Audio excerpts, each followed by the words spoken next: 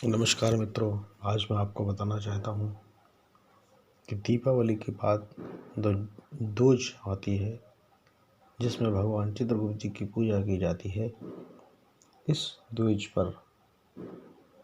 पूजा किए जाने का विधान और चित्रगुप्त जी भगवान जो थे, उन्होंने भगवान राम की जो रास तिलक था उसमें निमंत्रण छूट जाने से क्यों नाराज होकर के कलम रख दी थी। इस बारे में मित्रों, जब भगवान राम लंका के राजा रावण का वध करने के बाद वापस अयोध्या नगरी लौटे थे और यहाँ अयोध्या में भाई भरत जो भैया भरत थे, वो भगवान राम की खड़ाहों को रख करके और राजपाट को चला रहे थे। भगवान राम जी के आने के बाद रास तिलक की तैयारियां शुरू हुई और भगवान राम जी ने भरत जी को यह आदेश दिया कि आप सभी देवी देवताओं को अयोध्या आने के लिए निमंत्रण भेजें। भरत जी ने भगवान श्री राम जी की आज्ञा प्राप्त करके यह कार्य वशिष्ठ जी को सौंप दिया कि आप समस्त देवी देवताओं को निमंत्रण दें, ताकि रास तिलक में जो भगवान राम का रास तिलक होना है, उस रास तिलक में सभी लोग उपस्थित हो सकें। वशिष्ठ जी ने यह कार्य अपने शिष्यों को सौंप दिया और रास तिलक की तैयारियों में सभी लोग व्यस्त हो गए। जब रास तिलक का समय आया और सभी देवी देवता भगवान श्री राम के रास तिलक में अयोध्या आ गए, तब प्रभु ने देखा कि चित्रगुप्त जी दिखाई नहीं दे रहे हैं। तब प्रभु श्री राम ने अपने अनुज भरत से पूछा कि सभी देवता तो दिखलाई दे रहे हैं, परंतु चित्रगुप्त जी दिखलाई नहीं दे रहे हैं। इस पर उनकी खोज खबर ली गई और बात आई गई हो गई। खोज खबर में ये बात पता चली कि चित्रगुप्त जी को गुरु वशिष्ठ जी के शिष्यों के द्वारा निमंत्रण नहीं पहुंचाया गया, जिसके कारण भगवान चित्रगुप्त जी नहीं आए। इधर भगवान चित्रगुप्त जी तो सब जान ही चुके थे और इसे भी भगवान नारायण के अवतार प्रभु श्री राम जी की महिमा समझ करके और उन्होंने उस प्रभु की महिमा समझते हुए कि एक प्रभु की महिमा है, एक लीला है, परंतु इसके फलस्वरूप उन्होंने गुरु वशिष्ठ जी की इस भूल को अक्षम्य मानते हुए सभी प्राणियों का लेखा जोखा लिखने वाली अपनी कलम को उठा करके एक ओर रख दिया और प्राणियों का लेखा जोखा लिखने का कार्य जो था वो कार्य बंद कर दिया गया। जब प्रभु श्री राम जी के रास तिलक के उपरांत सभी देवतागण वापस पहुँचे तो उन्होंने देखा कि स्वर्ग और नरक की सारी व्यवस्थाएं ही अस्त व्यस्त हो गई हैं, क्योंकि स्वर्ग और नरक के सारे कार्य रुक गए हैं। सभी प्राणियों का लेखा जोखा न लिखे जाने के कारण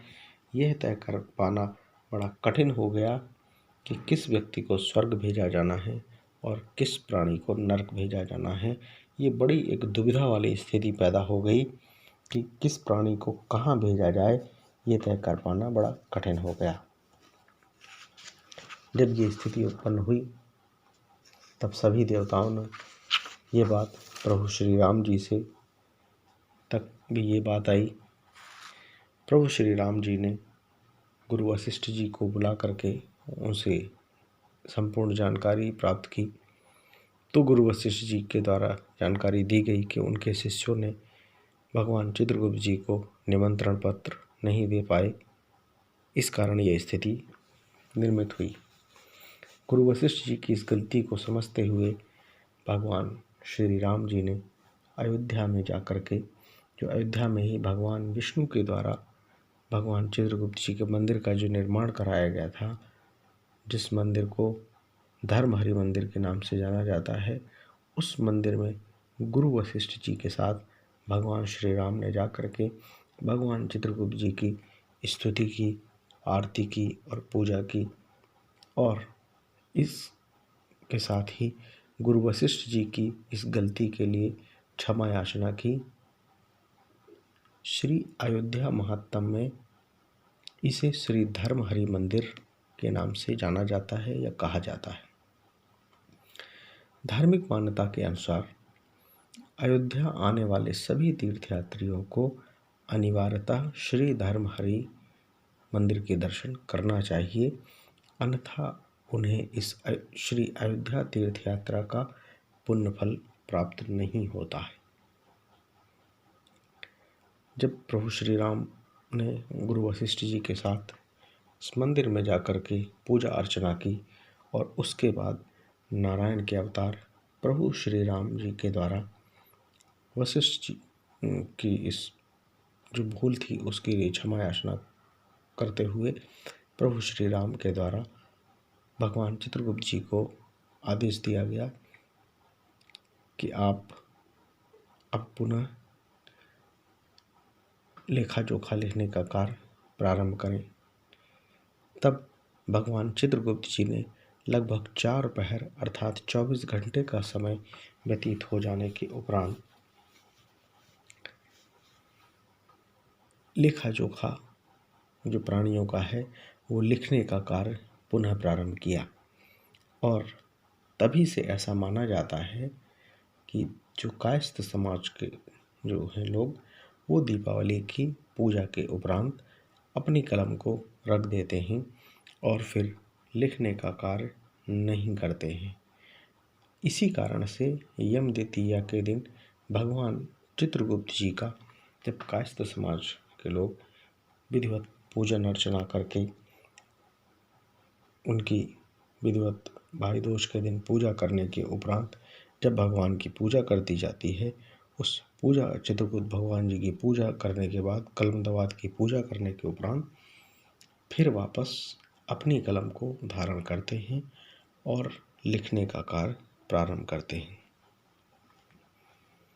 तो ये जानकारी कि जो कायस्थ समाज के लोग हैं उनके द्वारा दीपावली के दिन कलम दवात रख दी जाती है और फिर दूज में भगवान चित्रगुप्त जी की पूजा करने के उपरांत ही कलम दवात उठाई जाती है। तो ये जानकारी कि जब भगवान श्री राम के रास तिलक में निमंत्रण छूट जाने से चित्रगुप्त भगवान के द्वारा नाराज हो जाने पर कलम दवात रख दी गई थी, जो कि उस समय परिवा काल प्रारंभ हो चुका था। इस और यम द्वितीया के दिन वापस उनके द्वारा फिर कलम उठाई गई थी। इसी कारण से कायस्थ समाज के लोगों के द्वारा भी उसी नियम के अनुसार ही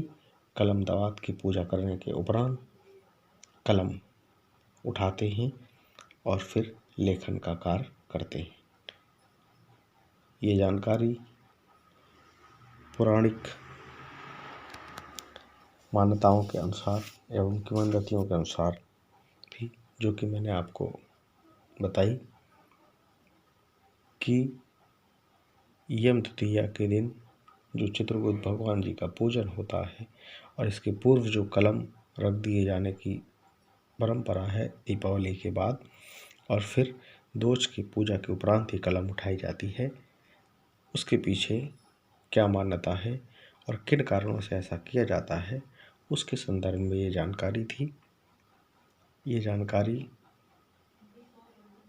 यदि आपको अच्छी लगे तो दोस्तों इस जानकारी को लाइक करें, सब्सक्राइब करें, शेयर करें, ताकि और अधिक से अधिक लोगों तक ये जानकारी पहुंच सके और उनको भी इस तथ्य के बारे में वो अवगत हो सकें कि आखिर ऐसा किन कारणों से किया जाता है जो दीपावली की पूजा के बाद कलम रख दी जाती है और फिर दूज में चित्रगुप्त जी की पूजा के बाद कलम उठाई जाती है।